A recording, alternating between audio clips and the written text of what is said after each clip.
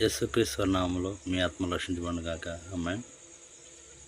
సర్వోన్నతుడైన దేవుని కుమారుని నామములో మీ అందరికి శుభం కలుగును గాక.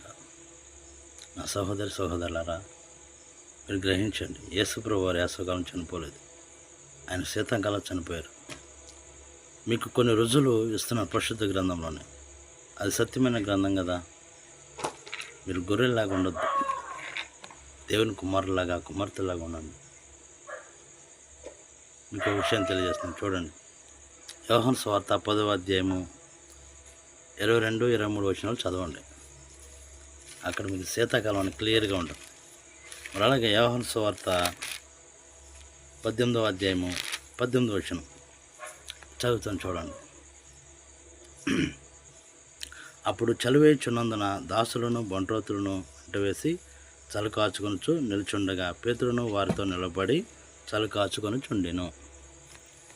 ఎప్పుడంట?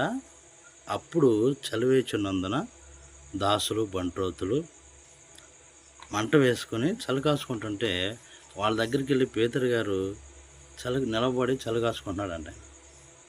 వేసవకాలం చలి వేస్తుందా? చలి కాచుకునేంత చలి వేస్తుందా వేసవకాలం? మరి వేసవకాలం చనిపోయాడు యేసుప్రభువారని ఎలా చేస్తున్నారు మీరు? గుడ్ ఫ్రైడేలు, ఈస్టర్ పండుగలు వాళ్ళు చేస్తున్నారు, సరే, మీకు ఆలోచన ఉండదా? గ్రహించరా? నిజంగా దేవుడు అన్నది మనల్ని గొర్రెలని నిజమే. నా గొర్రెలు నా ప్రజలు అని అన్నాడు ఆయన.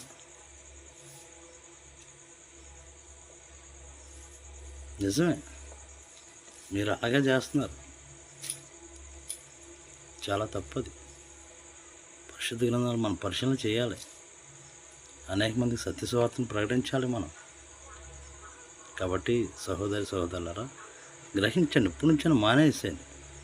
పలానా రోజు చనిపోయాడని ఆయన రాయించలేదు. చూడండి, యోహాను సువార్తలోనే 18వ అధ్యాయము 25వ వచనం కూడా చూస్తే, సీమోను పేతురు నిలబడి చలి కాచుకొనుచుండగా వారు అతను చూచి, నీవును ఆయన శిష్యులు ఒకడవు కావా అని చెప్పగా అతడు, నేను కాను, నేను ఆయన ఎరుగనని చెప్పాడు. ఆయన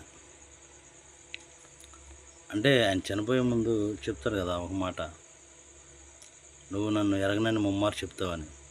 అప్పుడు జరిగే సిచ్యువేషన్ ఇది. ఆయన చలికాలం చనిపోతే యాసకాలం చనిపోడని సృష్టించేశారు వీళ్ళు. మీరు అది పట్టుకుని ఇష్టానుసారంగా పండుగలని పబ్బాలని చేసేస్తూ ఉన్నారు.